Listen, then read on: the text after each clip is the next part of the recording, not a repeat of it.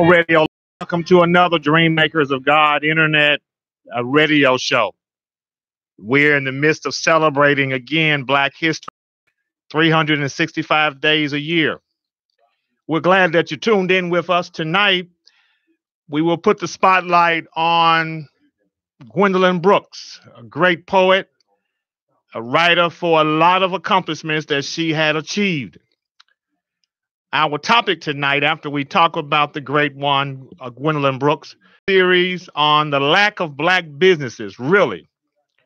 What happened from slavery, even before slavery, until tonight? And we will accept callers after 8:35 if time permits. If anyone should call in. If not, I'm going to keep on talking. Discussion on the lack of Black businesses, the first one tonight. Then we'll have an actual person who I am working with to start something here in America. And lastly, we will have a local business person who is doing some great things to share his success as a local business person here in America. I want to acknowledge again Earl Winfrey and Wanda B in these beautiful studios here out west in Chicago area. Let's open up with a word of prayer. Heavenly Father, we thank you again for this discussion on tonight as we look at the life, legacy of Gwendolyn Brooks.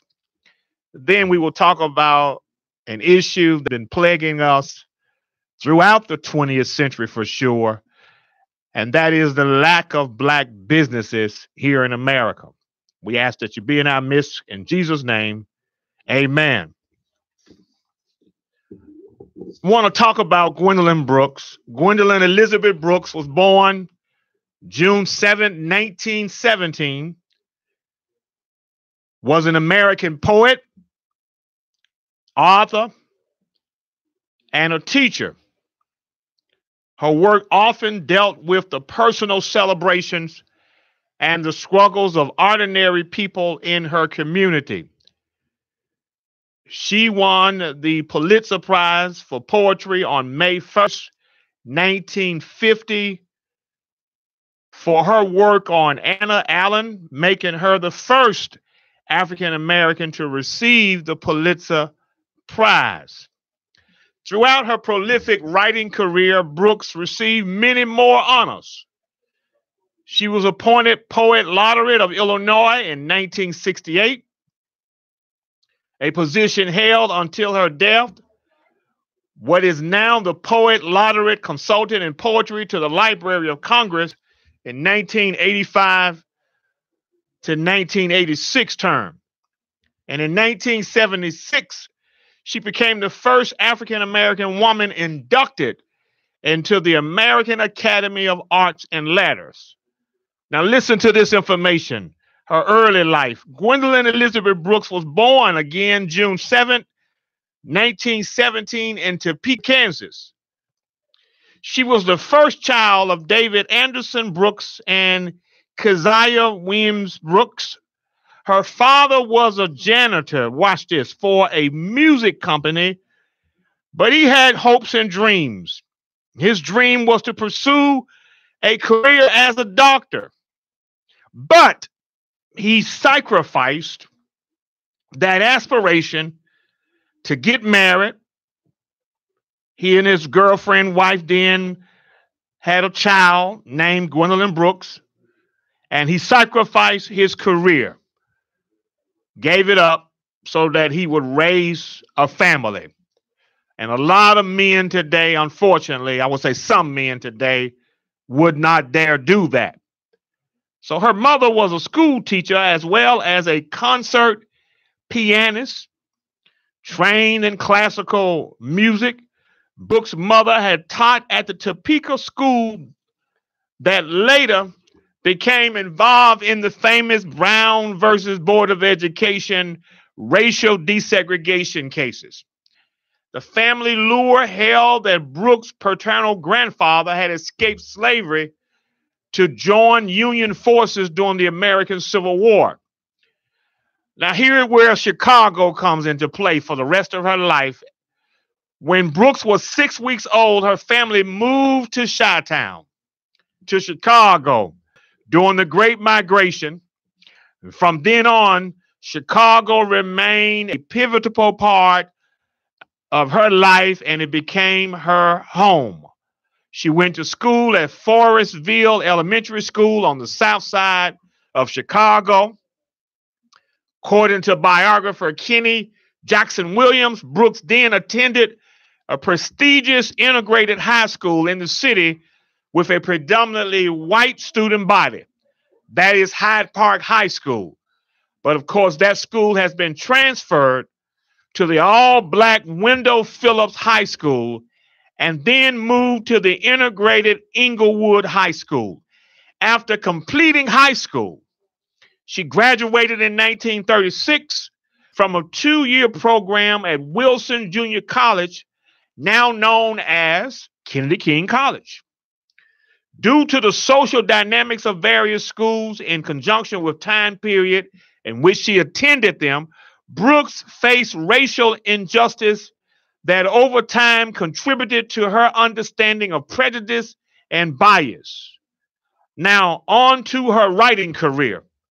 Brooks published her first poem, Eventide, in a children's magazine, American Childhood. She was only 13 years old. By the age of 16, she had already written and published approximately 75 poems. At 17, she started submitting her work to Light and Shadows, the poetry column of the Chicago Defender, an American newspaper. Her poems, many published while she attended Wilson Junior College, again now is Kennedy King College, ranged in style from traditional ballads and sonnets to poems using blues rhythms in the first verse. And in 1941, Brooks was taking part in poetry workshops. Particularly influential one was organized by Inez Cunningham. Brooks published her first book of poetry, A Street in Bronzeville, in 1945 with Harper and Brothers, after a strong show of support to the publisher from the author Richard Wright. He said to the editors who solicited his opinion on Brooks' work, "There is no self-pity here, not a striving for effects.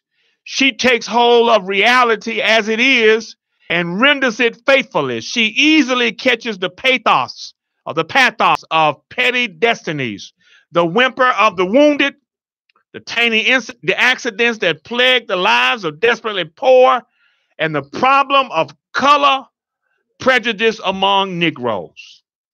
And one of the things I read about Brooks is the fact that she did not complete and receive her bachelor's degree because she said that she's a writer. She doesn't need to get a college degree. And that was awesome. Very profound statement that she made, Brother Earl, not to get her bachelor's degree, but was able to be successful. Not anybody or everybody can and will be able to do that. And in 1967, the year of Langston Hughes' death, Brooks attended the second Black Writers Conference at Nashville's Fisk University. Here, according to one version of the event, she met activists and artists such as Imumo Emir Barako, Don L. Lee, and others who exposed her to new Black cultural nationalism. And in her teachings, Brooks said her first teaching experience was at the University of Chicago, when she was invited by author Frank Loden or London Brown to teach a course in American literature. And it was at the beginning of her lifelong commitment to sharing poetry and teaching writing. Brooks taught extensively around the country, held posts at Columbia College, Chicago. And we're talking about a woman, again, that does not have a college degree. That's very profound.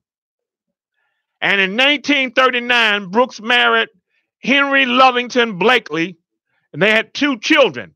So from the mid-1960s, To the late 1964, Henry III served in the United States Marine Corps, first as a Marine Corps recruit depot San Diego, and then at the Marine Corps Air Station in Kenaya Bay. Now, as we know it, she has so many honors that I cannot mention them all, but I always get a chance to view when I pass this beautiful preparatory academy right here, or should I say right there on the south side of Chicago in the Roseland community or near there. 2001, the Gwendolyn Brooks College Preparatory Academy was open in her honors. And she's listed as one of the 100 greatest African Americans. It's a great thing to share for her testament. Now let's recap. What is Gwendolyn Brooks best known for? Gwendolyn Brooks facts. Gwendolyn Brooks, born in 1917, was the first African American to receive the Pulitzer Prize for poetry and is best known for her poetic portraits of urban African American. Again, she spent her life in Chicago talking about her lives and times living in Chicago. Again, what did Gwendolyn Brooks do? She's a poet. She was born in Topeka, Kansas, June 7, 1917.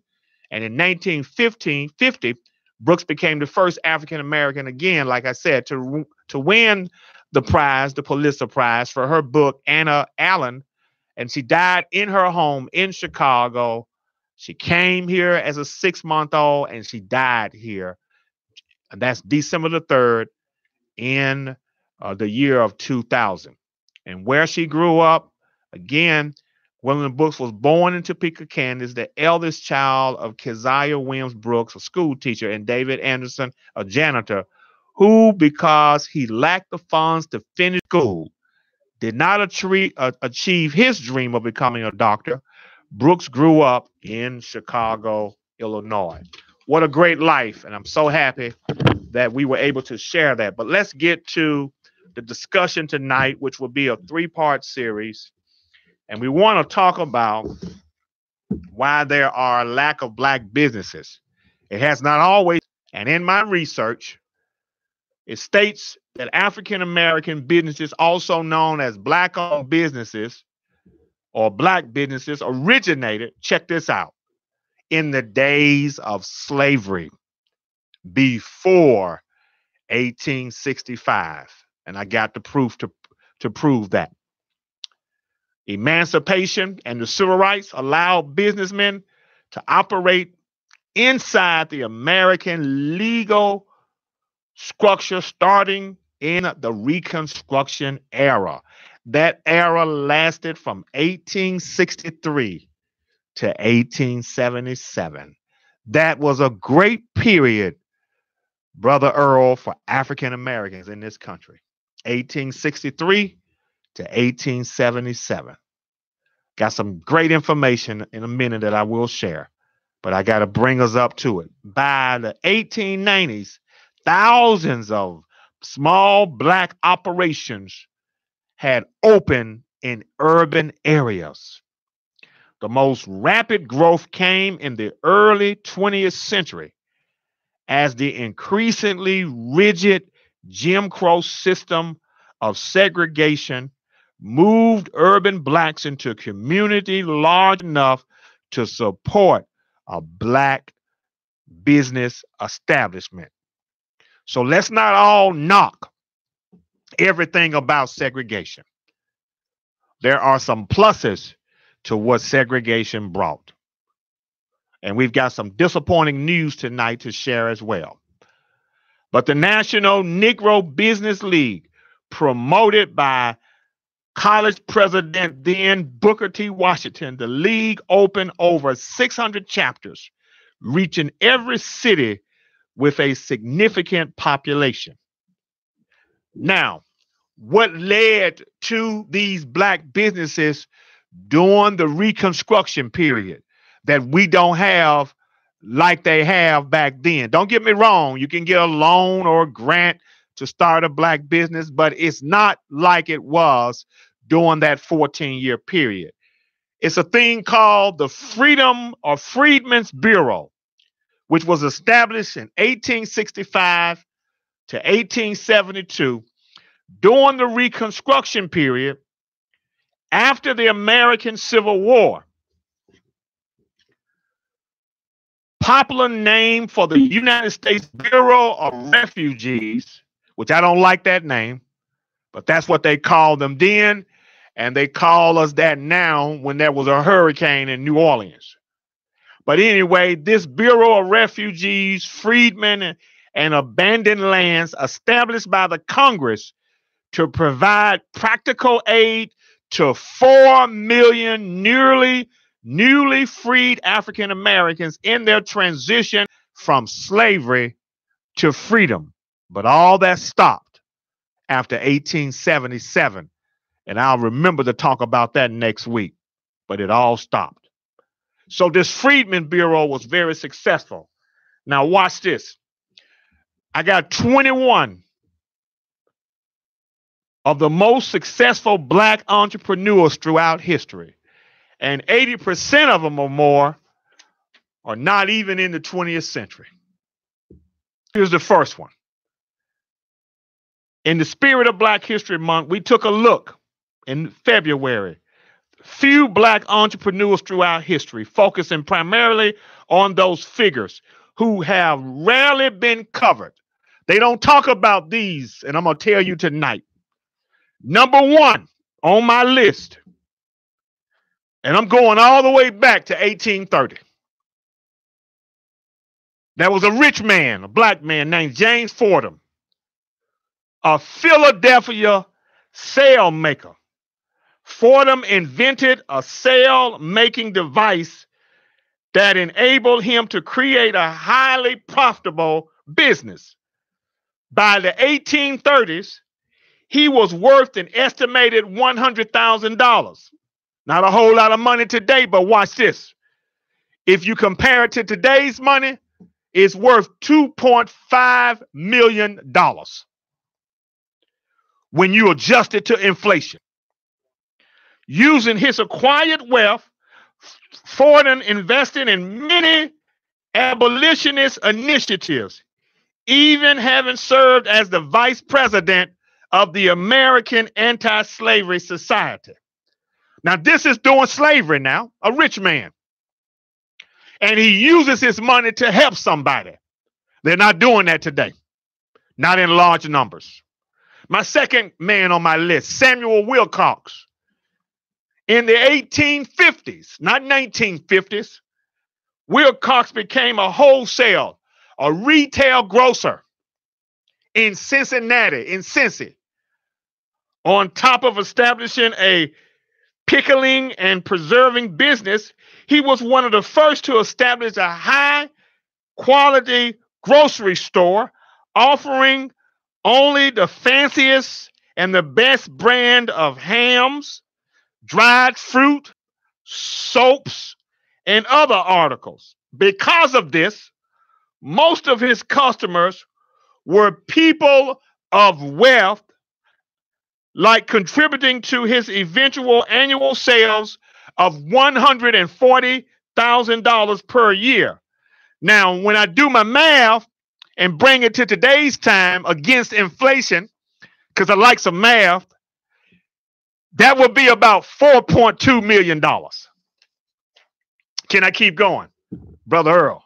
Number 3 on my list, Paul Cuffey. Paul Cuffey, the son of an Aquina Wampanoag woman and a Ghanaian Anshata man, was successful in 18th century, a sea captain and a businessman.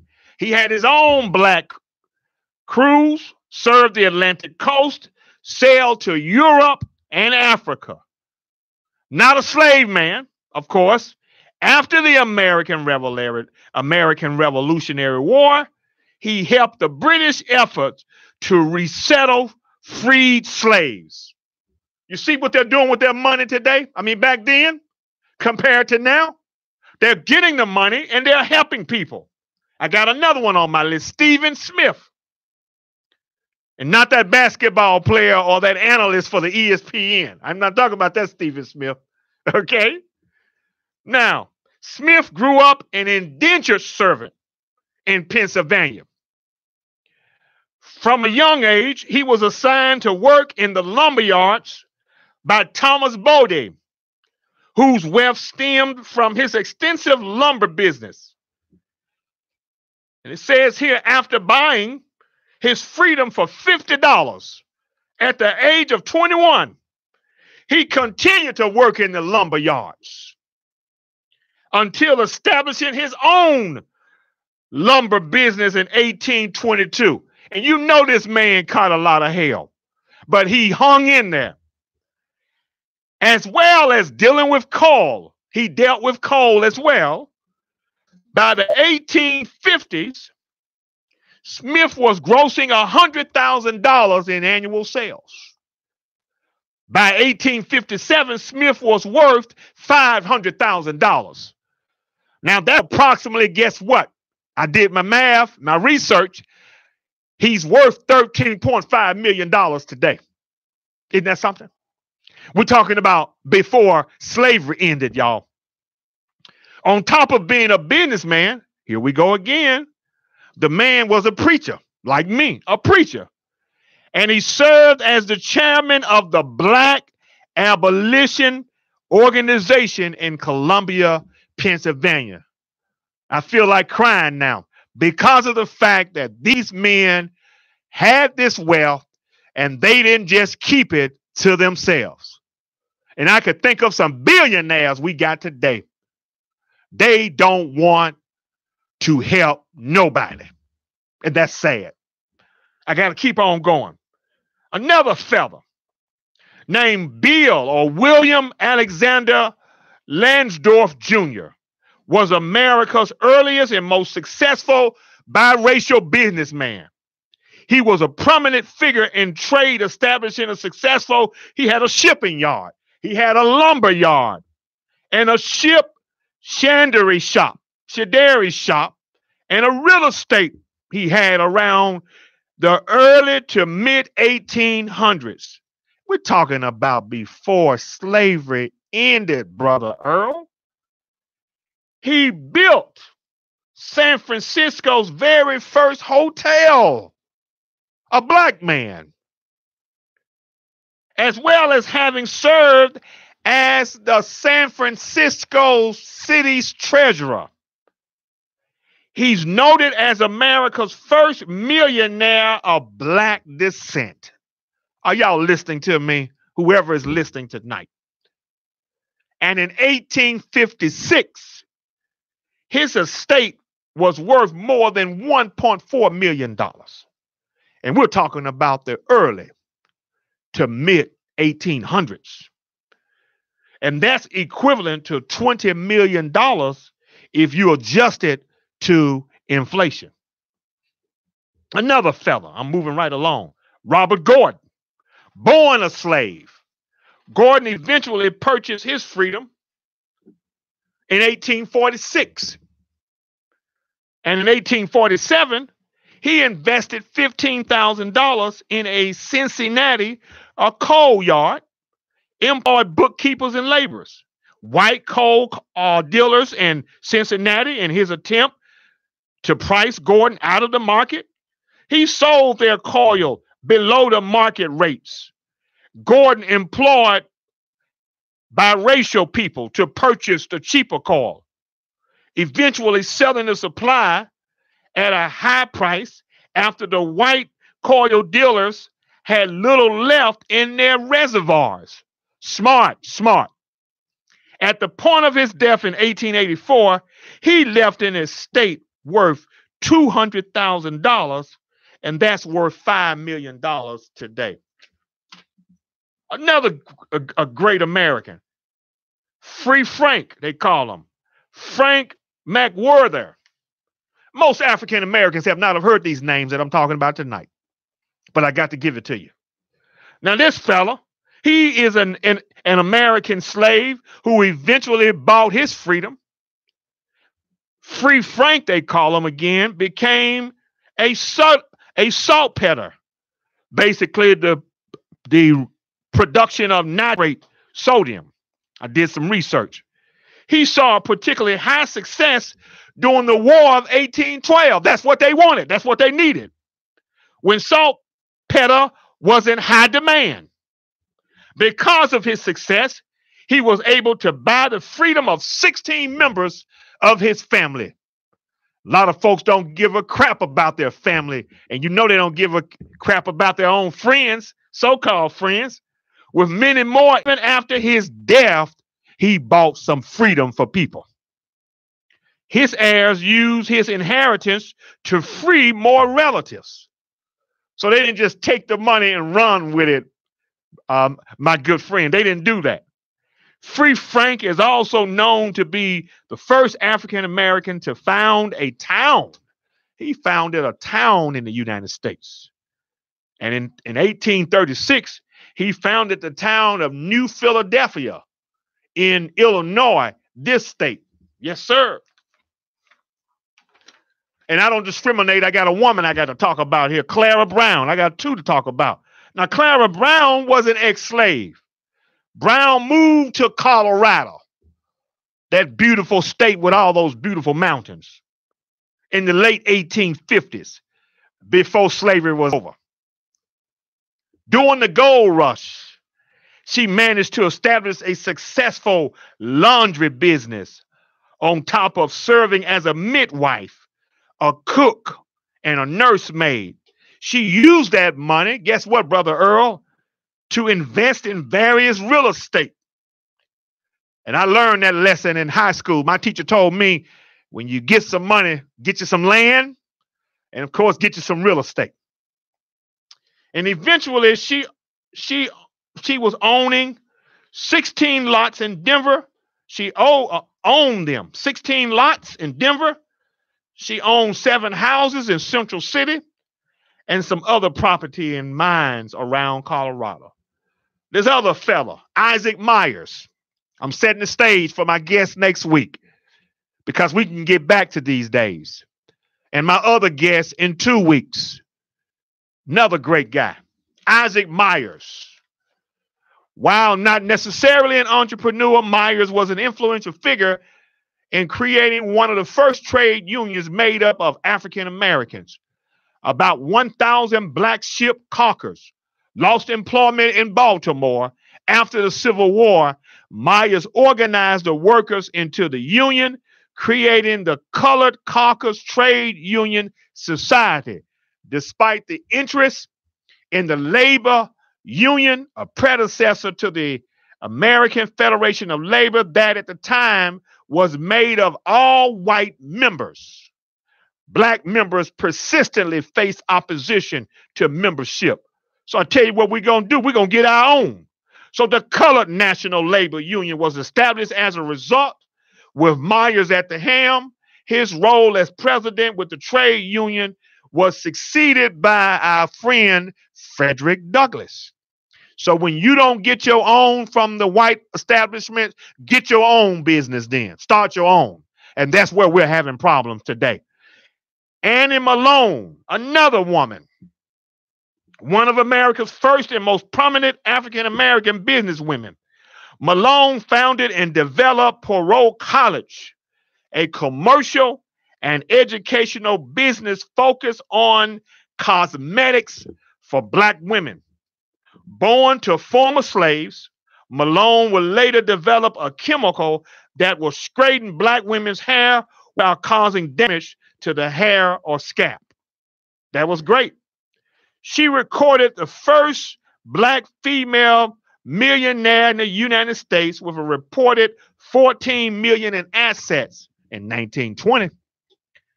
And that's a whopping $167 million by today's standards. You hear that? Listen to that. Another, Frederick Patterson, Charles Richard Patterson. Frederick Patterson was the first African American to manufacture cars. Yes. His father, Charles Richard Patterson, co-founded the carriage business.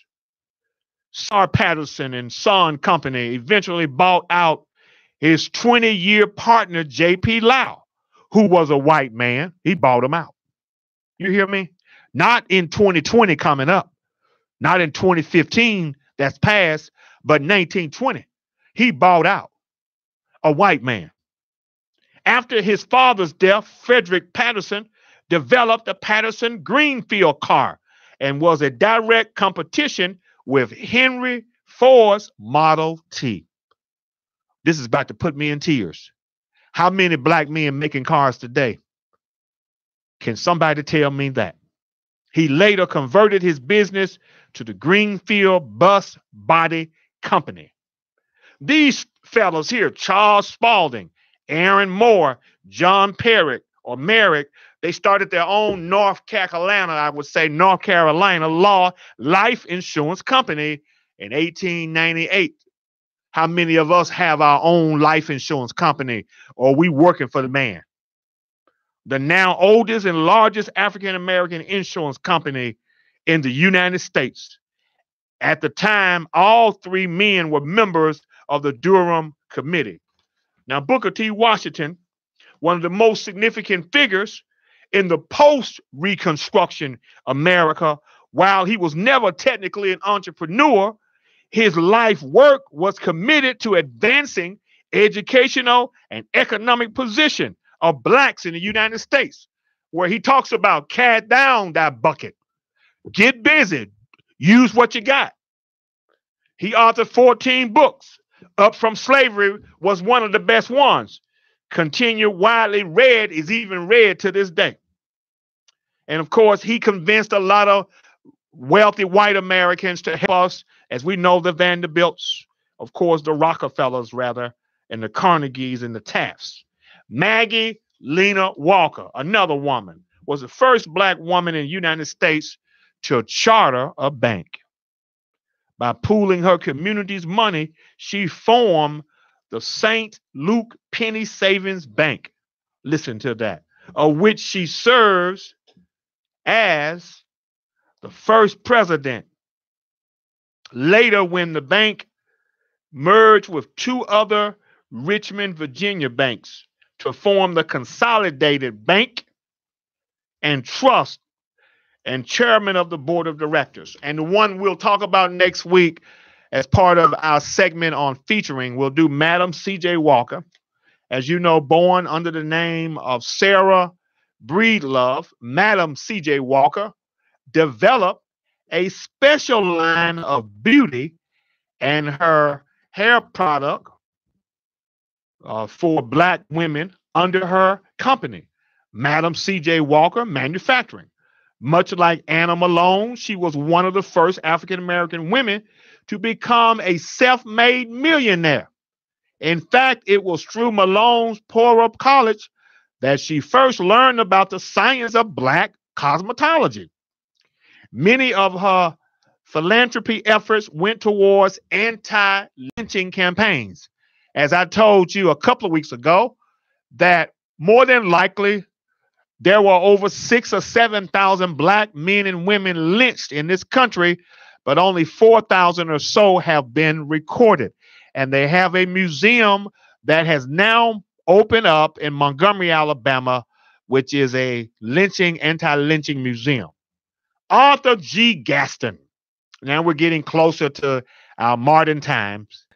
Gaston was a serial entrepreneur. You notice, not a serial killer, but he had a serial entrepreneur who established a set of different businesses across Birmingham, Alabama, which I'll be visiting this weekend. Beginning with a funeral home as well as burial insurance company, the Booker T. Washington Insurance Company, Gaston later established the Citizen Savings and Loans Association, the A.G. Gaston Construction Company, and a financial institution. And because of this man, he supported Dr. Martin Luther King Jr., and Dr. King stayed at his hotel, I don't know, countless times while being in Birmingham, because that would be the only hotel that would allow him to stay there. So we had our own, and it was a nice hotel. So don't knock segregation. It had its great points. Okay, the issue is when we were not allowed to, as we know, to sit on the front of the bus. That's a whole different ball game. But overall, when you think of segregation, it's not all that bad. John H. Johnson, as we move on up to Chicago, a renowned businessman, a publisher, Johnson, who was the founder of Johnson Publishing Company, which publishes both Ebony and Jet magazine, the Negro Digest. The predecessor to Johnson's Ebony was in his attempt to create a publication for the black community that mimicked the style of the Reader's Digest. In order to fund the initial venture, Johnson used a $500 loan that was borrowed against his mother's furniture. And after that, this Arkansan rather, came to Chicago and made it big. And in 1982, Johnson became the first African American to appear in the Forbes 400. Currently, Johnson's publishing employs about 2,600 people and the sales of nearly $400 million. Reginald F. Lewis, during the 1980s, he took the business world by storm. Our nation's first black billionaire. So before Oprah Winfrey and so many other people who are millionaires and billionaires, we got to go back to our brother Reginald F. Lewis. Listed in Forbes in 1992, Lewis was considered the richest African-American man in the 1980s. A graduate of Harvard Law School, he founded the TLC Group, which is a venture capital firm. In 1883, through the firm, he bought the home sewing pattern business McCall Pattern Company for $22.5 million. Then sold it 3 years later, got him a profit. He bought it for $22.5 million, but he sold it for $65 million. That's a smart guy. And in 1987, he bought Beatrice International Foods for $985 million. He renamed it TLC Beatrice International. The snack food, beverage, and grocery store conglomerate became the largest black-owned and managed business in the country. In that same year, the company reported a revenue of $1.8 billion, making it the first black-owned company to have more than $1 billion of annual sales. Now, why are there a lack of black businesses? I got to go here. You've heard the 21. Black wealth stagnated or declined after integration. During segregation, blacks were forced to start and support the businesses in their own communities. So here's my question to the radio audience or whoever listens when it replays. Why are we trying to fix something that's not broken? When we had, Brother Earl, black businesses all up and down 63rd Street. I wasn't here. A poor boy from Mississippi. I wasn't here. As a matter of fact, I wasn't even born when that time existed. When you had black businesses all throughout certain parts on the South Side. What happened? When integration came in, not to knock Dr. King, but I think it was not properly managed correctly. He did the best he could, Dr. King, but I think that we missed something. And I think he tried to get it back, but unfortunately, the assassination took place. Now, listen to this. Many of these businesses flourished, even helped made some black communities. You remember reading about Greenwood community in Tulsa, Oklahoma, often called Black Wall Street. If we have time, we'll talk about it tonight, but it was a very prosperous community. wealthier than their white neighbors. So you know there was some white people that was hating, Brother Earl. They was hating. And anything, and of course, something came up that caused this Wall Street to come tumbling down. I'll get into that, if not later, next week, if possible. After segregation ended, African Americans flocked to support business owned by whites and other groups. You had your own. You just had to see what they were doing over there in the white establishments. Not to knock white America, but you should have kept your own businesses. But you had to go to see if the grass was greener on the other side. Now watch this. After segregation ended, African Americans, again, like I said, flocked to support businesses owned by whites and other groups, causing this to happen. Black restaurants, black theaters, black insurance companies, banks, etc., they are to almost disappear. And I remember hearing about Chicago in the 1950s. You had your own black insurance companies, had your own black businesses. After that, all hell broke loose. Today, black people spend 95% of their income at white-owned businesses. It's a simple solution. Get your own businesses that will help create jobs. I'm not knocking reparations. I think we need something like a Freedmen's Bureau. We might have something similar to that out there. But we're going to talk about it over the next 2 weeks. Show us I'm alive, because something is wrong when 95% of our money is going to the white man. And that's not right. And sure, if I was white, I'll take your money too. But look at your communities. Look at the South Side. I just left a meeting before I came here. I serve on the Red Line Extension Board, and they are trying to come up with ways to put more businesses on 95th Street. You got a Red Line Extension Committee. You got 95th Street now. You ought to see it. It's looking much and much better. But where are the businesses over there?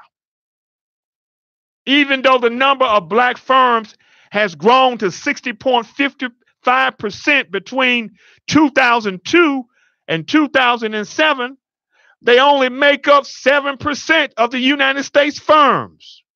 Less than, this gonna blow your mind because I do my math. What is 0.005? That ain't even 1%, Brother Earl. 0.005% of all United States business receipts. So while we sitting up here enjoying these holidays, talking all this talk, got our cell phones, we on Facebook and all of that, we don't own jack. And that's a problem. And don't get me wrong, I just got on Facebook. And I got friends that I'm now connected with. And I hope they listen to the show, if not now, later on. But we got a problem. Now, as I go back, my soul goes back to 1865, just after the Emancipation Proclamation. 476,748 free blacks, 1.5% of the United States population, own a 0.005% of the total wealth of the United States. Today, a full 135 years later, after the abolition of slavery, 44.5 million black Americans, 14.2% of the population, possess a meager 1% of the nation's wealth. Something is wrong, Brother Earl. You mean to tell me that my forefathers in slavery and before had more than me? They rolling over in their graves. Millions and millions of them are rolling over in our graves. Now, you're doing a great job, Brother Earl, with this studio. That's great. And we need more people to have a business mind. And I'm going to transform my mind. I'll be 52 on Sunday morning, If I live, God say the same, and I'm going to transform myself because something is wrong, because I'm getting sick and tired of being sick and tired of looking at the same neighborhoods across America. You can tell the black neighborhoods from the white neighborhoods. That's not America. Our forefathers had more than we did, and they had less. Something is wrong with that picture. So I'm going to go to 1865 because my time is running out. If somebody were to call in tonight, great. If not, next week, I have a special guest all the way from Las Vegas, Nevada. Will be calling in as my guest to talk about a wonderful organization, the IOWC, International Organization of Working Churches. So can the churches do anything for a change? Are we going to do anything? The black churches for sure. Are we going to do anything? All the money that's coming into the black churches every Sunday morning, it's a sin and a shame. Our forefathers worked harder than we did, and we got more black people with billions of dollars and millions of dollars, but we got less. I just proved it to you, and you're going to take a test next week. So next week, my friend, Mr. Edwards, will be calling in from Las Vegas. Then the week after that, another good friend of mine, Martin Casey, another businessman, will be my guest calling in because I need these answers addressed, Brother Earl. Why is there a lack of information? Because I think I hit a home run by giving you the history lesson, telling you about the Freedmen's Bureau, telling you that they had things established for us, our foreparents, from 1863 to 1877. But we know something happened in 1877 that the White House reneged on its promises for black people. I'm going to talk about that next week. They reneged in 1877. So, love the American government, but the government alone is not going to get us out of this mess. But trust me, you do owe us something. Reparations is important. We need that Freedmen's Bureau concept in reparations because obviously we're not going to get it from our celebrities. Our black celebrities ain't going to give us no money. And we got more black celebrities in today's time than we did in the 1940s and 30s. And they did more for us, the millionaires back during slavery, than they do now. The people that got money. So we got to talk about that. So next week, as I conclude, we're excited about part 2. This International Organization of Working Churches. I am a part of that. And we're going to do something about it. Because we believe the answer is in the church. We got to go back to the church. And the man that's going to talk about that is a Chicagoan all the way. Not just 5 years, but he's been in Chicago all of his life. And he was on the show, as I told you months ago, the gentleman that knew about Harold Washington. That's the gentleman that's going to be back next week. He will be back, Manus Edwards. And then after him, my good new friend, Martin Casey. So thank you so much for tuning in tonight. And feel free, if you have any questions, you can email me at elshel3@gmail.com, or you can see me on Facebook, Elliot Parker. Comments about the show tonight. Check the show out if you didn't watch it, of course. And all of it is in entirety. You can definitely watch it on YouTube by going to IntellectualRadio.com. And the name of the show is Dream Makers.